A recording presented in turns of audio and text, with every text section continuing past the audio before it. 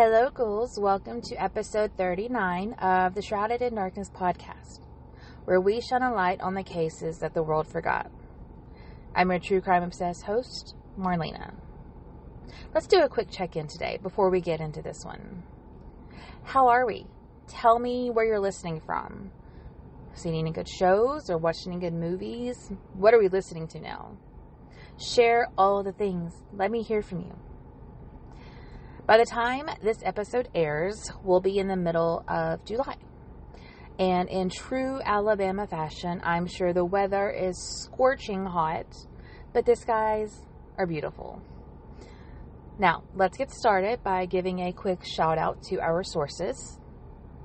Wikipedia, 10-Minute Murder, the Crimehub Podcast, That Chapter Podcast, About Time for True Crime Podcast, and the Killer Instinct Podcast. I know we're including quite a few sources today, but this case has a lot of conflicting information, and I'm trying to get as accurate as possible. Also, for today's show, I need to preface it with a warning. We're talking some major trigger warnings. This is probably one of the hardest cases I've researched. I have read countless articles and listened to multiple podcasts, as you've learned from the source listing. And the information does not get easier to read or listen to. This one is awful, so please just be cautious if you continue to listen. Today's case takes us to Illinois, where we meet the Dardeen family. Here's a little background information. Russell Keith Dardeen is born June 22nd, 1958 in Mount Carmel, Illinois, to Russell and Joanne Dardeen. Everyone calls him Keith. Ruby Elaine Cowling is born August 10th, 1957 in Fairfield of Wayne County, Illinois, to Frances Lee and Velma Inez Pointer. Everyone calls her Elaine. I just think it's really neat that they both go by their middle names. Well, the couple, they get married in 1979. In 1984, they welcome their first child, a son, Peter. In 1986, they purchase a trailer and move it onto a rental property in Ina, Illinois. At this time, they're trying to find somewhere safe, someone with that small town vibe. Now, from family, friends, and associates, we know that the Dardeens are hardworking, they're kind, and they're devoted to their beautiful family. Not a single person has anything negative to say about them. They attend a small Baptist church where Keith sings in the choir and Elaine plays the piano. You can't get more wholesome than that. Keith works as a treatment plant operator at a nearby water plant facility. He'd been a dependable employee for about a year. Elaine works at an office supply store, and she'd also been there for about a year. A quick note about the town they live in. Ina is a very small rural area of Jefferson County. We're looking at maybe 400 people in population. Well, over the last couple of years, Ina's crime rate had actually increased. This is mostly due to a recorded 15 homicides that occurred in Jefferson County over a 2-year span. So you can kind of see where Ina isn't quite that safe town that they were looking for. In 1987, so this would be about a year after they moved the trailer, the family learns they are pregnant with their second child. N if it's a boy, and Casey if it's a girl.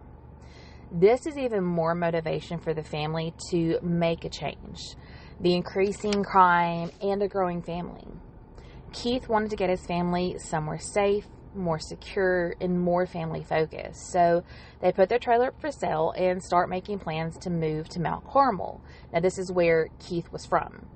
And their goal was to move by the end of the year. It's November 18th. Again, it's 1987. Peter is now about 3 years old, and Elaine is 7 months pregnant with her second child.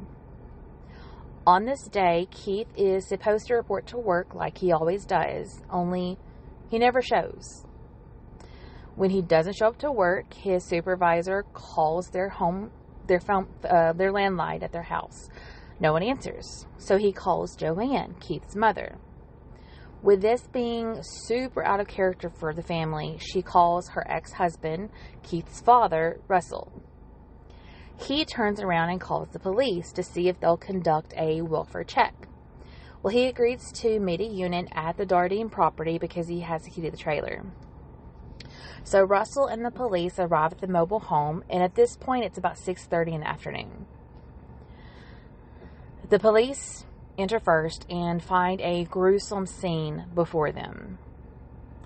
There are 3 lifeless bodies lying in the bed, almost as if they'd been tucked into sleep. It was very obvious that a violent beating had taken place. Evidence shows that Elaine and most likely Peter were bound and gagged with duct tape. Both had severe skull fractures and contusions, and the weapon was a gift that 3-year-old Peter, had received from his father on his recent birthday. It was a baseball bat. It was one that was entirely too big for Peter, but Keith was really looking forward to his son growing into it and enjoying it. That's not even the worst part, though. The third body at the scene, it was not Keith. It was a newborn little girl. Elaine was beaten so brutally that she went into premature labor, and the monster didn't stop there. Her name was supposed to be Casey, and she lived for mere moments, terrifying moments, in that blood-stained bedroom. The police continue searching the home, but Keith is nowhere to be found. His vehicle, a red Plymouth, is also gone. So, with nothing else to go on, they think maybe he should be the prime suspect. A few notes on the crime scene. It appears that the killer took his or her time because they tried cleaning up after themselves. Also, no valuables were taken. Jewelry, electronics, cash, everything lay just untouched. This leads police to believe that the motive was not robbery. A small amount of marijuana is found, but it seems to be irrelevant to the case. We're not even sure who it belongs to. And there's no evidence of sexual assault. There's actually little evidence at all. No fingerprints, no DNA. There's no sign of forced entry. The back door was unlocked, which was actually kind of common during that time. The following day, November 19th, hunters find the missing Dardeen. Keith's body is found in a wheat field 1 mile from his home. His murder is much different than that of his family's. He'd been shot 3 times in his head, and his genitals were mutilated, to put it nicely. In an odd twist, his Plymouth, his car, was found outside a police station in Benton, which was only 10 miles away from the scene. And inside the car is another bloody crime scene. So we assume this is where Keith was shot, and then his body would have been dumped in the field before this insane monster dropped the car off at the station. A bonus note about the evidence. So I became a little confused during my research, so I wanted to explain something in case you decided to do your own digging. It's reported that 150 pieces of evidence was turned in for this case. Now that includes items taken from the mobile home, Keith's car, the field he was found in, and evidence can be such a broad term. In this case, it includes the baseball bat, again, the car, the marijuana, the victim's blood that is found all throughout the different crime scenes, and so on and so on. The fact that no usable suspect DNA was found is still true. But some people, like the people that did the 10-minute murder article I found, they believe that there's a very good chance that there's still some biological material somewhere in that collected evidence. If that's true, then, people really need to get to work on this, because in 2026, our technology is hella advanced compared to what it was in 1987. I mean, we have genetic genealogy testing now. Why don't we connect the dots and see where the lines lead? The medical examiner is unable to determine the order of the attacks, but they are able to say that all 4 victims were killed within an hour of each other. That is not a long time frame. When Elaine and the kids were found on the 18th, they had been dead for about 12 hours. So it's believed that the killer acted at night under the cover of darkness. The team does run a toxicology report and finds nothing in anyone's system. And I'm only adding this for those that are wondering about the marijuana found at the scene. Remember how I said that we don't even know whose marijuana this was? From what we can tell, there was no real indication that either Keith or Elaine did any kind of drugs or anything. In the coroner's opinion, the crime feels more personal. The coroner doesn't believe it was just a random attack. And this seems especially likely when you take the first crime scene into account, the viciousness of the attacks and how the bodies seem to kind of be staged. With the evidence being so limited, the police don't really know where to start. Their original prime suspect was Keith. Well, Keith was killed within an hour of his family, so it was not him. I mean, 3 shots to the head. It wasn't a suicide murder thing. So the Jefferson County Police Department, they team up with the state police. I think even the FBI eventually gets involved. I read that at least 30 full-time detectives were working this case, tracking down thousands of leads and interviewing hundreds of people. The detectives even take time to look at Keith and Elaine's backgrounds. They take a deeper dive into their lives. Are there any hidden motives? Anything we're missing? But there's nothing indicative whatsoever. No affairs, no bad relationships, no debt, no gambling habits. Again, no dealings with drugs, no red flags whatsoever. Now, there are a few suspects in the beginning, but they're quickly cleared, and the case goes cold until the early 2000s. This is when we meet Tommy Lynn Sales. This guy actually confesses to murdering the Dardeens. But don't get too excited. It's not definite closure. Tommy was a transient and a serial killer. He'd had a very traumatic life where he was drinking by the age of 7, doing drugs by the age of 10.